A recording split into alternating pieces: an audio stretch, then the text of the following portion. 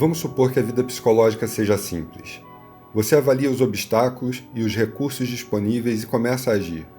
O problema é que esses elementos, os obstáculos e os recursos, formam laços e combinações entre si que fazem um se parecer com o outro. O problema é o mesmo para todo mundo. A vida psicológica não é simples. Ainda assim, vamos tentar organizar um pouco esses elementos. Com eles organizados, poderemos aumentar as nossas margens de liberdade. Como veremos, é de liberdade que se trata.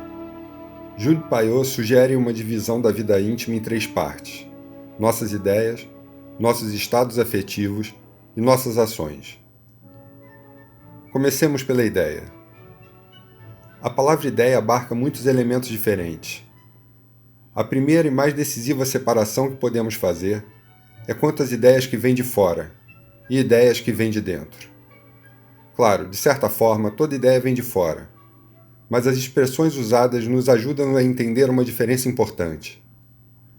As ideias que vêm de fora são aquelas que param num filtro. Elas ficam na nossa cabeça, mas não avançam para nenhum trabalho de assimilação. Como diz Montaigne, são verdadeiros hóspedes passageiros. Nossa memória serve a elas apenas como entreposto. Os contraditórios depositam-se nela lado a lado. A verdade é que todos nós temos várias ideias desse tipo. São ideias que vêm das nossas conversas, das nossas leituras e até dos nossos sonhos. Elas funcionam como invasores, que se aproveitam da nossa preguiça de espírito para entrar em nossa alma. A maioria dessas ideias são acolhidas automaticamente porque são recomendadas por alguma autoridade. É nesse arsenal de reflexão, onde há coisas boas e más alojadas de forma indistinta, que a nossa preguiça e o nosso gosto pelo prazer buscam as suas justificativas. Podemos fazer o que quisermos com essas ideias, usá-las de qualquer jeito. Elas, por outro lado, nada podem fazer por nós. São apenas palavras que nada podem contra a nossa preguiça e a nossa vontade. Esse tipo de ideia não tem qualquer força. Quando a ideia é forte, ela é aliada de algum estado afetivo, e não a sua justificativa. Há uma enorme distância entre a aprovação meramente formal de uma ideia e a capacidade dessa ideia para produzir atos. Para produzir atos, uma ideia precisa de muito reforço. Quando a inteligência tenta lutar sozinha contra as forças da vontade, ela já começou perdendo.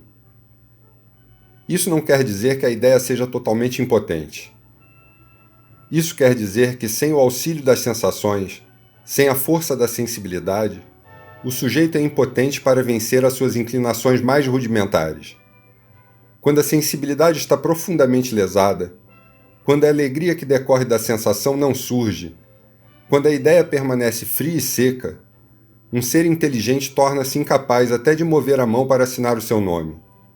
Quem de nós, ao despertar depois de uma noite agitada e de um repouso insuficiente, não se encontrou em estado semelhante?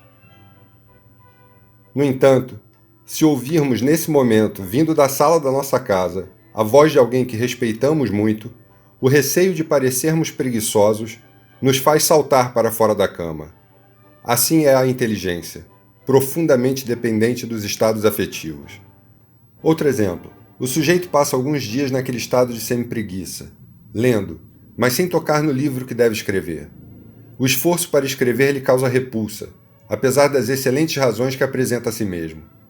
De repente ele recebe a notícia do extraordinário sucesso de um amigo, e eis que, estimulado pela emulação, ele consegue o impulso que não conseguiu com as mais altas considerações.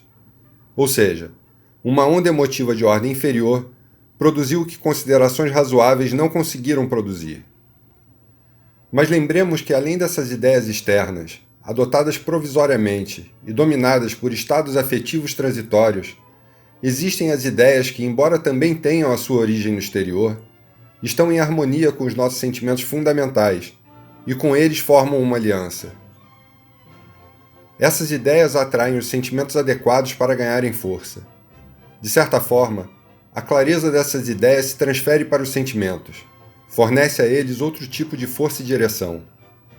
Esse tipo de ideia se torna para os sentimentos o que a imantação é para os elos de uma corrente de ferro. Coloca todos os elos numa mesma direção, da forma coerente ao que era um amontoado disforme. É esse o tipo de ideia que tem poder contra a brutalidade das inclinações. Mas qual a diferença fundamental entre esses dois tipos de ideia? A diferença é que os sentimentos colaboram com essa ideia.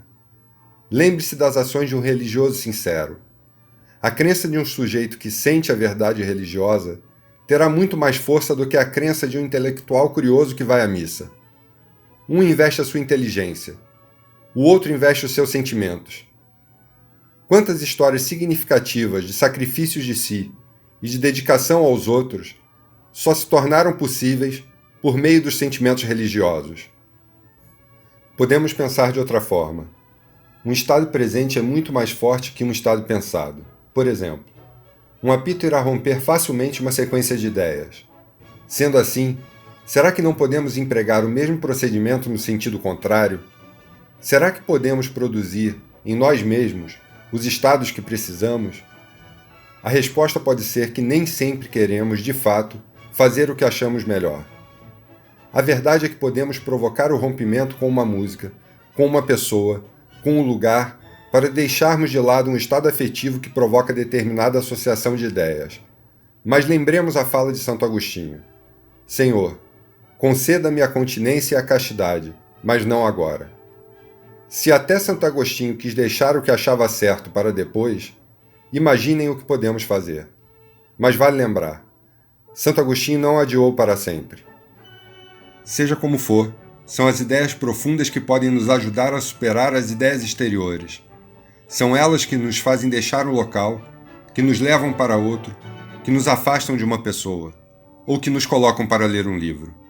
São as ideias que foram objeto da nossa reflexão, as que se tornaram nossas de verdade, que sabem como os estados afetivos funcionam.